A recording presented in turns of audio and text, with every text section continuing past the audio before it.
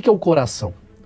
Quando a gente fala assim, às vezes a pessoa chega a receber uma proposta de emprego e o meu coração tá falando, não vai. E aí as pessoas, muita gente fala, isso é medo, isso é culpa, tem gente que fala que isso é Deus. Qual que é a sua visão? Você tem uma visão? Tem.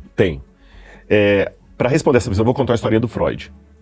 O Freud explicava para os alunos dele que o charuto era uma reminiscência do seio materno.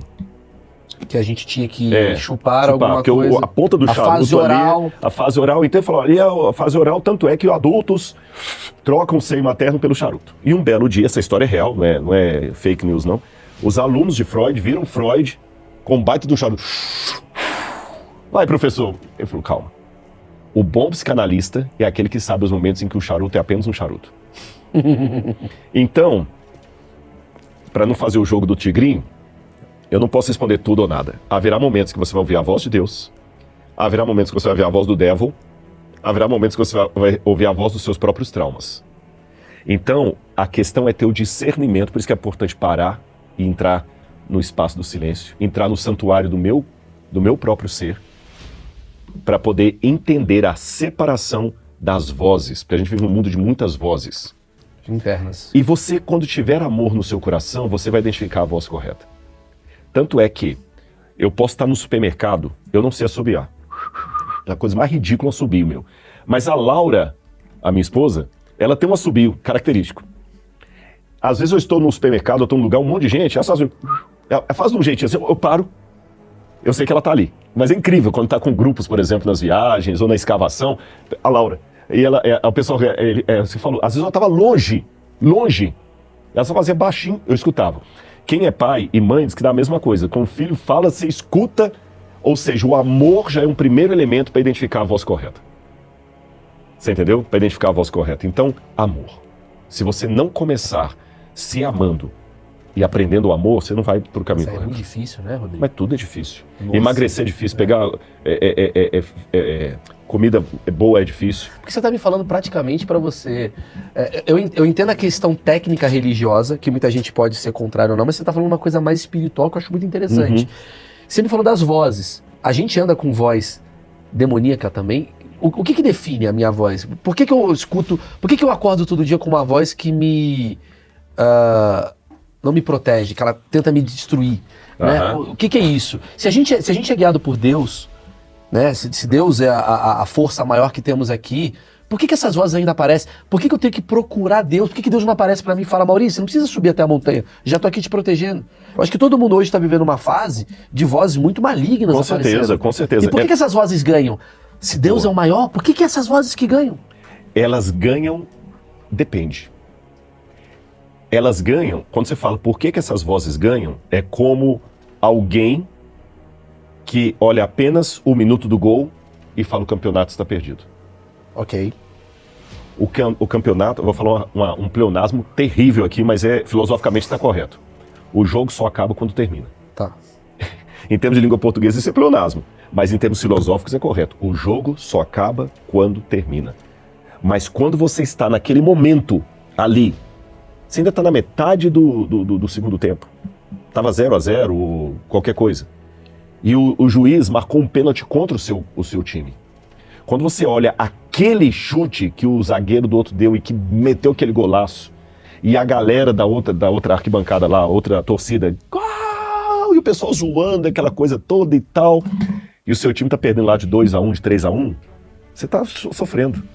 Mas o jogo só acaba quando termina. Eu entendo bulufas de futebol, mas eu entendo o suficiente, mas sei perdão, de me refazer a frase. Eu não entendo bulufas de futebol, mas sei o suficiente para testemunhar que eu já vi muitos jogos virando o placar, faltando 10 minutos para terminar o jogo. Então hoje na história, como a história ainda não acabou, nós estamos vendo apenas uma derrota aqui, um gol aqui, um pênalti ali, a gente está achando que acabou. E que o outro já entregou. Não, calma. O juiz não apitou o final. A sociedade é muito mais pessimista do que... Com certeza. Isso eu concordo com você. Agora, parte do pessimismo vem por quê? Essas forças espirituais do bem e do mal, elas muitas vezes, às vezes elas vêm direto.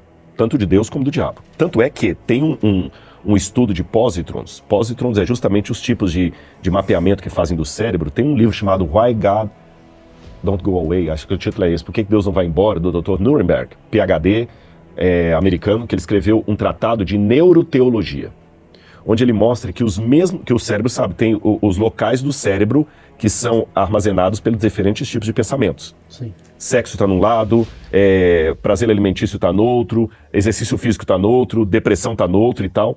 E o mesmo ponto do cérebro, que eles até cognominaram ponto de Deus, que brilha quando você está num êxtase religioso, é o que brilha também quando você está, por exemplo, sob efeito de droga. Foi tanto que a gente falou aquilo lá no passado. Exatamente, é muito parecido. Então, há momentos em que Deus fala direto com a pessoa, como o profeta. Deus falou com o profeta, vai lá, Moisés, e abre o mar. Foi Deus falando. Mas há momentos também que Deus usa um intermediário. O mal também é a mesma coisa. Há situações em que uma pessoa está tomada por um espírito maligno. Vou falar em linguagem não religiosa. É o famoso tóxico.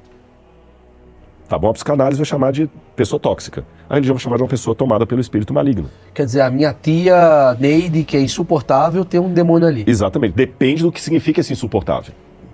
Porque o insuportável, vamos dar nomes aos sentimentos. Claro. É a pessoa que só critica. Tem o insuportável, que é aquela pessoa que ela é sem noção, ela é mala sem alça. Sim. O casamento é para ir todo mundo de vermelho, de branco, ela é a única que vai de vermelho. Sim. Ela é insuportável, ela é chata, ela é mala, ela dá vergonha alheia. Isso é uma coisa.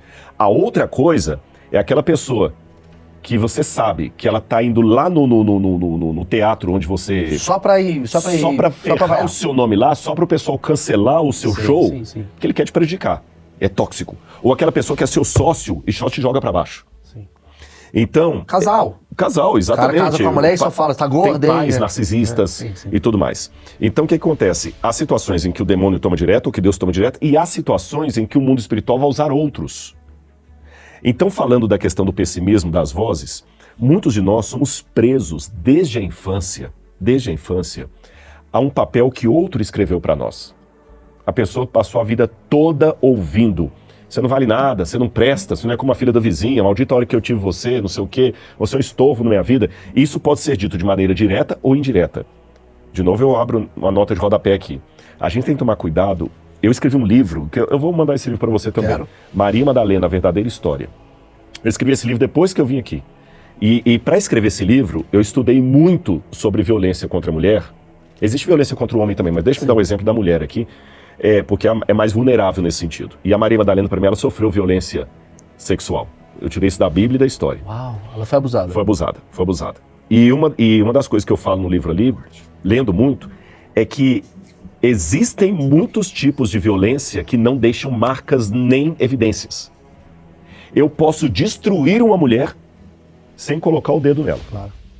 Eu não toquei, ela não tem como fazer corpo de delito, porque eu não deixei nenhum hematoma, não bati, você entendeu? Não cortei, mas coloquei um abuso psicológico tão grande que a dor que eu trago sobre a alma dessa pessoa é similar à dor física e talvez até pior. Porque a dor física, repito, também não estamos endossando. A dor física, pelo menos, deixa um hematoma que ela pode ir lá fazer um corpo de delito e ter uma evidência contra mim. Agora na alma não dá, né? Na alma não dá. Nunca vai lá. Meu marido... Mas é por isso que a gente está passando por um grande problema de saúde mental que as pessoas às vezes não conseguem consertar. Exatamente. Porque... E o grande problema é que as pessoas, além de não receberem isso, aqui vem outra carência da alma, que a gente tem que dar ouvido ao que nós queremos, nós precisamos de um redentor, de um salvador. Você pode ser budista, shintoísta, muçulmano, ateu, agnóstico, cético, pode viver no século XXI, no século X a.C., precisamos de redenção. O próprio Freud trabalhou muito isso. Um dos pontos em abertos da psicanálise de Freud é justamente aquilo que ele chama em alemão de culpa.